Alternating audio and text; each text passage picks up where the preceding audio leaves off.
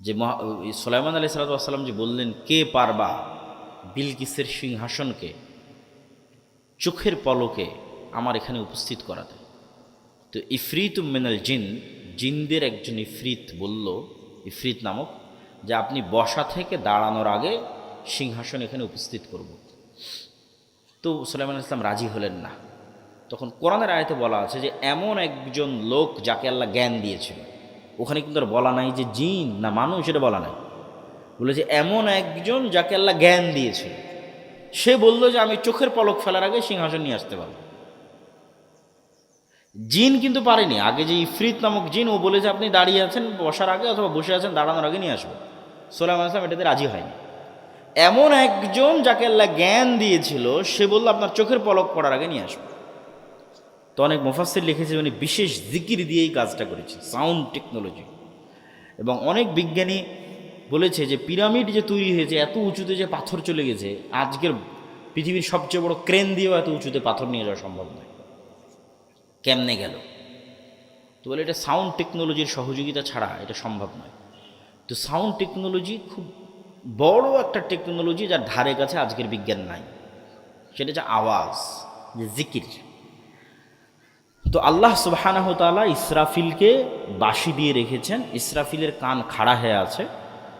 সারা পৃথিবী ধ্বংস করা হবে, আসমান জমিন ফেটে চৌচির হয়ে যাবে, পাহাড়গুলো আকাশে উড়বে আওয়াজের প্রভাবে, ইসরাফিলের বাঁশির আওয়াজে। তাহলে আওয়াজ কত পাওয়ারফুল হতে পারে যে পুরো পৃথিবী ধ্বংস করা হবে কি দিয়ে? আওয়াজ দিয়ে। এবার পৃথিবীর সব মানুষ মরে গেছে, জিব্রাইল, মিকাইল, মালাকুল মৌত সব মরে গেছে, আল্লাহর আরশ বহনকারী তারাও মরে গেছে। আল্লাহ এখন সবাইকে জীবিত করবে অনেক দিন পর, কতদিন পর আল্লাহ ভালো জানে। তখন ইসরাফিলকে জীবিত করে আবার ইসরাফিলকে বলবে বাঁশিতে ফু দাও। এখন সারা পৃথিবীর মানুষ একবারে নিজ নিজ কবর থেকে উঠে উলঙ্গ এবং খালি পায়ে দৌড়াতে থাকবে আওয়াজে, ইসরাফিলের বাঁশির আওয়াজে। আওয়াজ কত পাওয়ারফুল হতে পারে! আওয়াজ জানা গেলে, আওয়াজ শিখা গেলে সে আওয়াজ খুবই পাওয়ারফুল। এমন কোনো অসম্ভব নয় যে অসম্ভব আওয়াজ দিয়ে সম্ভব করা সম্ভব নয়। তো ঠিক তেমনি মুহাম্মদ সাল্লাল্লাহু আলাইহি ওয়াসাল্লাম এবং তার উম্মতকে আল্লাহ যে মুজিজা দিয়েছেন, এটা মুসা আলাইহিস সালামের লাঠির চেয়ে বেশি পাওয়ারফুল। এটা ঈসা আলাইহিস সালাম যে অন্ধর চোখে হাত দিয়ে বলে দিতেন যে এর চোখ হয়ে গেল বিসমিল্লাহ, কারো মাথায় টাক ছিল বিসমিল্লাহ বলে দিলে চুল হয়ে গেল।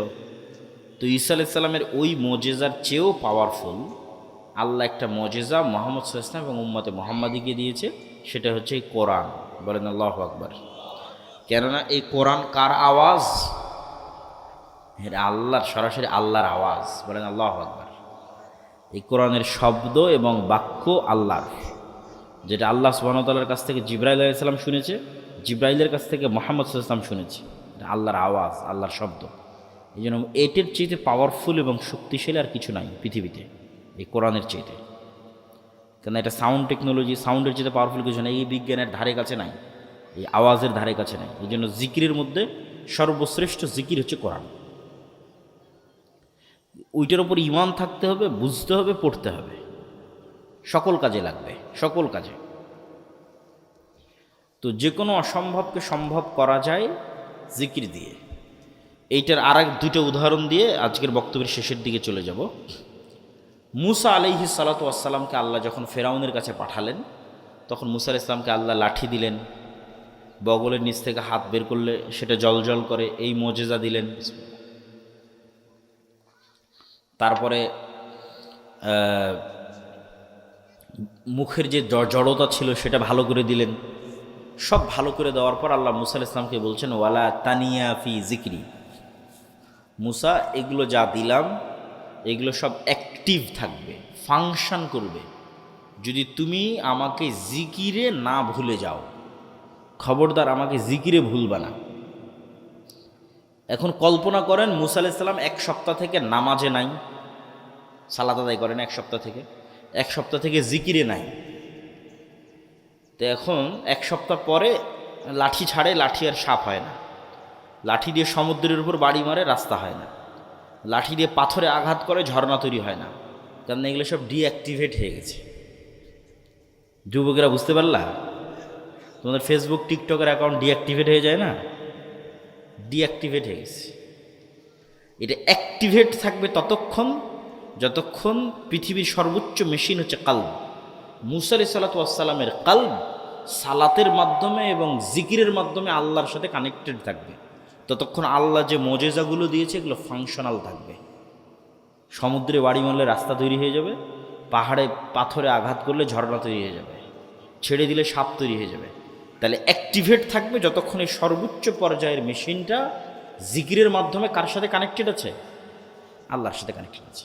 তাহলে নেটওয়ার্কে বিচ্ছিন্নতা আসা যাবে না। বুঝতে পারেনি?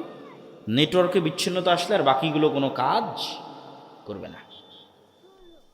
এই জন্য জিকির খুবই গুরুত্বপূর্ণ। জিকিরবিহীন কলব এবং সালাতবিহীন মানুষ, এর সাথে আল্লাহ সুবহানাহু ওয়া তাআলার কোনো লেনাদেনা নাই। এরা শয়তানের গোলাম, শয়তানের দাস, শয়তানের বন্ধু। এরা যদি কোনো ভাগাড়ে পড়ে মরেও যায়, তবু আল্লাহ সুবহানাহু ওয়া তাআলা দেখতে যাবে না কে ভাগাড়ে পড়ে মরল। কোনো মূল্য নাই আল্লাহ সুবহানাহু ওয়া তাআলার কাছে। কানেকশনই নাই, নেটওয়ার্কই নাই, বিচ্ছিন্ন, পশুর মতো। কিন্তু মুসা আলাইহিস সালাম যেহেতু জিকিরের মাধ্যমে আল্লাহর সাথে কানেক্টেড, সালাতের মাধ্যমে আল্লাহর সাথে কানেক্টেড, সারা ইব্রাহিমের স্ত্রী জিকিরের মাধ্যমে আল্লাহর সাথে কানেক্টেড, সালাতের মাধ্যমে আল্লাহর সাথে কানেক্টেড। যখন যা মুখ দিয়ে উচ্চারণ করবে আল্লাহ সুবহানাহু ওয়া তাআলা তাই করবে। যে যত আল্লাহ সুবহানাহু ওয়া তাআলার অনুগত বান্দা, আল্লাহ সুবহানাহু ওয়া তাআলা তার অনুগত বান্দার জন্য পুরো পৃথিবীর সাথে যুদ্ধ করতে পারে, পুরো পৃথিবীর বিরুদ্ধে যুদ্ধ ঘোষণা করে দিতে পারে। পুরো পৃথিবী যদি তার আল্লাহ সুবহানাহু ওয়া তাআলার অনুগত বান্দাকে অত্যাচার বা জুলম করে। তাহলে জিকিরের আর একটা উদাহরণ দিই। জাকারিয়া আলাইহিস সালাতু ওয়াস সালাম, উনি একদিন দেখছেন যে মারিয়াম আলাইহিস সালাতু ওয়াস সালামের কাছে কুল্লামা দাখালা আলাইহা জাকারিয়াল মিহরাব ওয়াজাদা ইনদাহা রিজকা, যখনই মারিয়াম আলাইহিস সালাতু ওয়াস সালামের কাছে জাকারিয়া আলাইহিস সালাতু ওয়াস সালাম যান, তখনই দেখেন অসময়ের ফলমূল। ক্বালা ইয়া মারিয়ামু আন্না লাকি হাযা, মারিয়াম এগুলো কোথায় থেকে আসে? ক্বালাত হিয়া মিন ইনদিল্লাহ, আল্লাহর পক্ষ থেকে আসে। হুনালিকা দাআ জাকারিয়া রাব্বাহ, ওখানেই জাকারিয়া আল্লাহর কাছে দোয়া করছেন, আল্লাহ আমাকেও একটা ছেলে দাও মারিয়ামের মতো ভালো। আল্লাহ বললেন, দিব তোমাকে ছেলে, তোমার ছেলের নাম ইয়াহিয়া। আল্লাহই নাম রাখলেন যে ঠিক আছে তোমাকে ছেলে দিচ্ছি, তোমার ছেলের নাম কি বলেন তো? ছেলের নাম কি? ইয়াহিয়া। এখন জাকারিয়া আলাইহিস সালাতু ওয়াস সালামের নিজের বিশ্বাস হয় না যে ওনার ছেলে হবে। উনি তো জানে ওনার অবস্থা, চুল দাড়ি সাদা হয়ে গেছে, স্ত্রী বন্ধা, কেমন এসে যাবে? আল্লাহকে বলতেছে, আল্লাহ ছেলে যে হবে আর আলামত বলো, চিহ্ন বলো। আল্লাহ বললেন, আলামত চিহ্ন হচ্ছে সকাল সন্ধ্যার জিকির। বলেন আল্লাহু আকবার। সন্ধ্যা মানে মাগরিবের আগে, যে এখন যে সময়টা আমরা পার করতেছি। লা ইলাহা ইল্লাল্লাহু ওয়াহদাহু লা শারীকা লাহু লাহুল মুলকু ওয়া লাহুল হামদু ওয়া হুয়া আলা কুল্লি শাইইন কাদির, এটা জিকির। লা ইলাহা ইল্লাল্লাহ, এটা জিকির। আল্লাহু আকবার, এটা জিকির। সুবহানাল্লাহ, এটা জিকির। আলহামদুলিল্লাহ, এটা জিকির। সুবহানাল্লাহ বিহামদিহি সুবহানাল্লাহিল আযীম, এটা জিকির। আর এই প্রত্যেকটা জিকির এরা সব বুঝে। এই গ্লাস, এই কাগজ, এই জামা সবাই বুঝে। কেন? এরাও 24 ঘন্টা জিকির করতেছে। এদের প্রত্যেকের জিকিরের আওয়াজ আছে। এগুলো সুলাইমান আলাইহিস সালাম বুঝতেন। এটা সাউন্ড টেকনোলজি, আর ধারে কাছে বর্তমান বিজ্ঞান যেতে পারবে না। ওই যে পিঁপড়া যেমন চলতেছে, পিঁপড়ার চলারও আওয়াজ আছে, কিন্তু আমরা শুনতে পাই না। কিন্তু হাতি ঠিকই শুনতে পাই, যে পিঁপড়া যে চলতেছে বুঝতে পারে। ও পৃথিবীর অন্য আরও প্রাণী এরকম সূক্ষ্ম সূক্ষ্ম আওয়াজ শুনতে পায়। তো এরাও 24 ঘন্টা জিকির করতেছে। আমরা যে জিকির করি ওটা ওরাও বুঝতে পারে। এই জন্য কিয়ামতের মাঠে মুয়াজ্জিন যখন আজান দেয়, ওরা আজান যদ্দূর পর্যন্ত যাবে, সব জীবজন্তু, জড়বস্তু, জড় পদার্থ, কীট পতঙ্গ, পঙ্গপাল আল্লাহর দরবারে সাক্ষী দিবে। কেন? ওই আজান ওরা শুনেছে, বুঝেছে, কেন ওরা নিজেরাও জিকির করে। তো এই জন্য সালাত এবং জিকির আল্লাহর গায়েবী মদদ পাওয়ার দুটো বড় রাস্তা পৃথিবীতে নিয়ে আসার। আর এগুলো সব আলোচনা বিস্তারিত পাবা আল্লাহর পথে যাত্রা। এই বইটা লেখাই হয়েছে আল ইমান বিল গায়েবে ইয়াকিন তৈরি করার জন্য।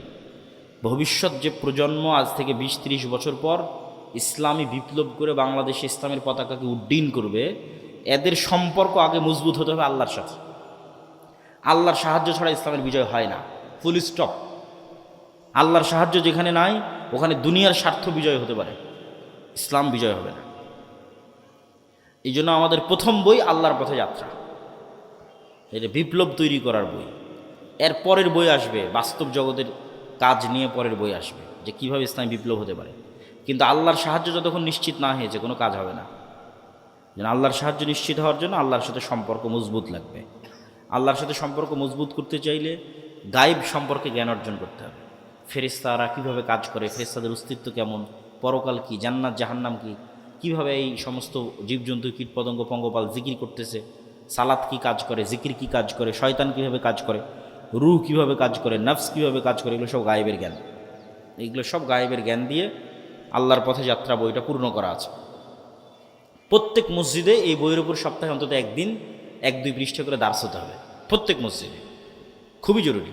প্রত্যেক স্কুল কলেজ ইউনিভার্সিটি সব জায়গায় পাঠ চক্র হতে হবে, প্রতি সপ্তাহে অন্তত একদিন এই বইটার উপর। ওই উদ্দেশ্য করে এই বইটা লেখা। তোমরাও যারা এখানে মক্তবের দায়িত্ব পালন করছো তারা সহ আরও যারা বিভিন্ন অঞ্চল থেকে এখানে এসেছেন, আমাদের লাবলু ভাই আছে, নুরুল আমিন আছে, প্রত্যেক নিজ নিজ মসজিদে এই বইয়ের দার্স চালু করতে হবে সপ্তাহে একদিন। মাগরিব পর হোক, এশার পর হোক, 2 পৃষ্ঠা করে পড়ে পরস্পরে বোঝার চেষ্টা করতে হবে। এই বইটা যদি আজকে থাকে তাহলে তোমরা নেওয়ার চেষ্টা করবা, গাড়িতে থাকতে পারো অথবা স্টেজে। তা আমার আলোচনা আমি শেষ করে দিলাম, প্রশ্ন উত্তরে চলে যাচ্ছি। উঠার দরকার নাই, বসে থাকো, প্রশ্ন উত্তর দিয়ে একবারে বৈঠক শেষে দোয়া পড়ে আমরা উঠব।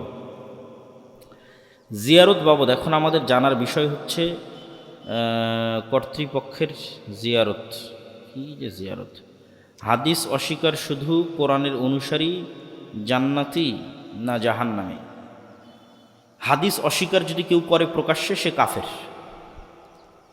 হাদিস অস্বীকার যদি কেউ করে তাহলে সে কাফের।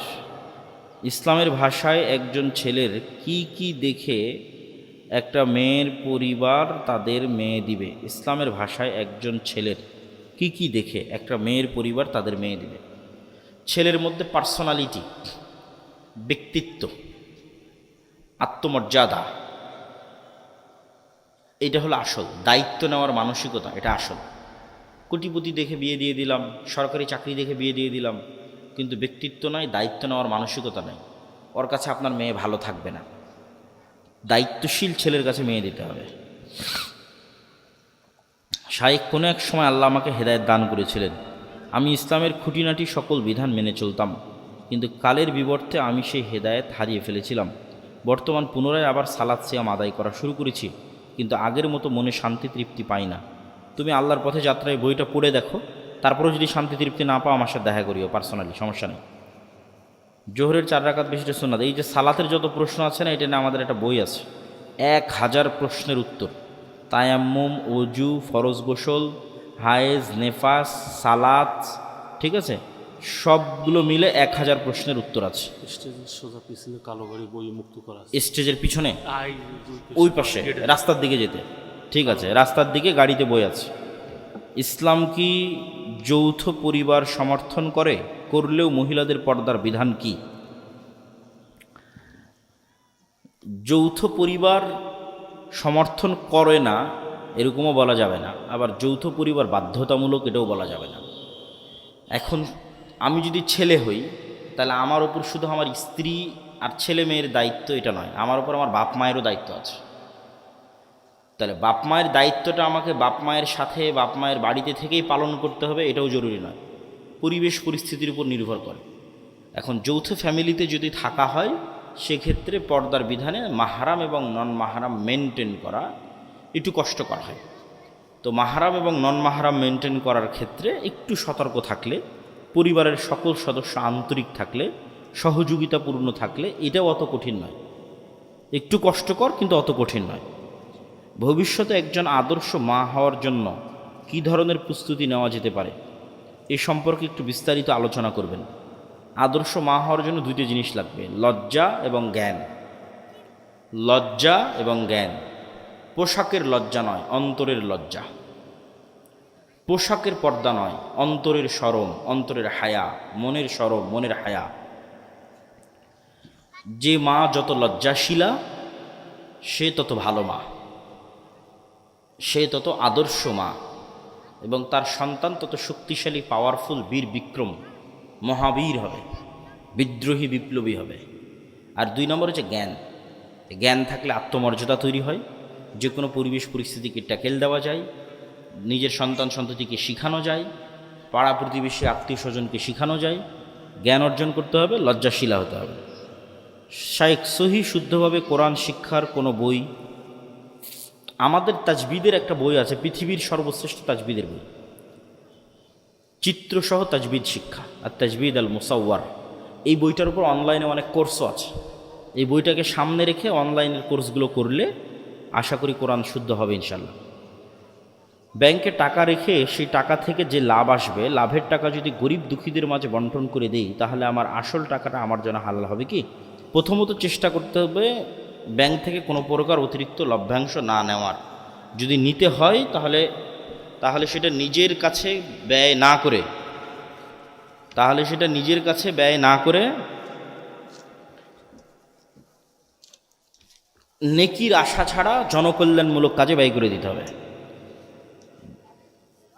জানাজার সালাত 4 তাকবীরে হবে। প্রথম তাকবীরের পর সূরা ফাতিহা, তারপরের তাকবীরের পর দরুদ, তারপরের তাকবীরের পর বিভিন্ন দোয়া, তারপরের তাকবীরের পর সালাম পড়তে পারে। কেউ যদি গোসলের ফরজ সমূহ আদায় করে, গোসল করার পর সালাতের জন্য নতুন করে উজু না করে, গোসল করার সময়ই তো ফরজ গোসলের সময় তো উজু করার সুন্নাত আছে, তখন যদি উজু করে নেয় গোসল করার পূর্বেই, আর উজু করার দরকার নাই। আউয়াল ওয়াক্তে সালাত আদায় না করলে কি সালাত হবে না? সালাত হবে, কিন্তু আল্লাহ সুবহানাহু ওয়া তাআলা চান যে যখনই কোনো জিনিস ফরজ হচ্ছে, তো মানুষ তো এখনই মারা যেতে পারে। ধরেন 12:15টায় জোহরের সালাতের টাইম হয়ে গেছে, আর আমার মৃত্যু নির্ধারণ করা আছে দুপুর 2টার সময়। তাহলে দুপুর 2টার সময় আমি মারা গেলাম, এমত অবস্থায় যে আমি জোহরের সালাত আদায় করিনি, আমার উপর একটা সালাত নিয়েই আমি দুনিয়া থেকে বিদায় নিলাম। তাহলে এখন 12:15টার সময় সালাতের সময় হয়ে গেছে, আমি তখনই সালাত আদায় করে নিয়েছি।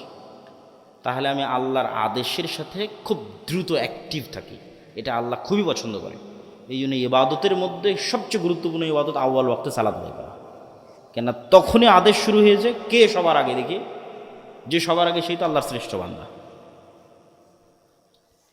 আমার জামা ছিঁড়ে গেছে, ছেঁড়া জামা শরীরে পড়া অবস্থায় সেলাই করলে কি না? তো এরকম এইগুলো কুসংস্কার, কোনো ক্ষতি হবে না।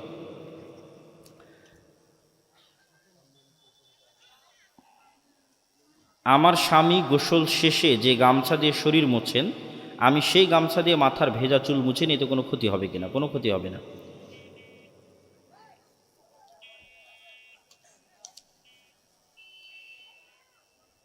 গর্ভধারিণী নারীরা যখন গর্ভধারণ করেন, নির্ধারিত 6 মাস 7 মাস পরে তার শ্বশুর বাড়িতে গিয়ে কি স্বাদ খাওয়ানো হয়? গর্ভধারিণী নারীর উপর তার শ্বশুর বাড়ি থেকে এটা বাধ্যতামূলক হয়ে থাকে। এগুলো কুসংস্কার, এগুলো কিচ্ছু নাই। গর্ভধারিণী নারী যদি কিছু করতে চায়, তাহলে 2টা জিনিস করতে পারে। ইহুদিরা একটা জিনিস করায়, আর আমরা মুসলমানেরা আর একটা জিনিস করতে পারি। ইহুদিরা করাই হচ্ছে প্রচুর পরিমাণে গণিত এবং অঙ্ক করতে বলে মাকে, যে তুমি প্রচুর পরিমাণে গণিত এবং অঙ্কের সাথে কানেক্টেড থাকো, তাহলে ছেলে মেধাবী হবে, প্রচুর ব্রেনি হবে।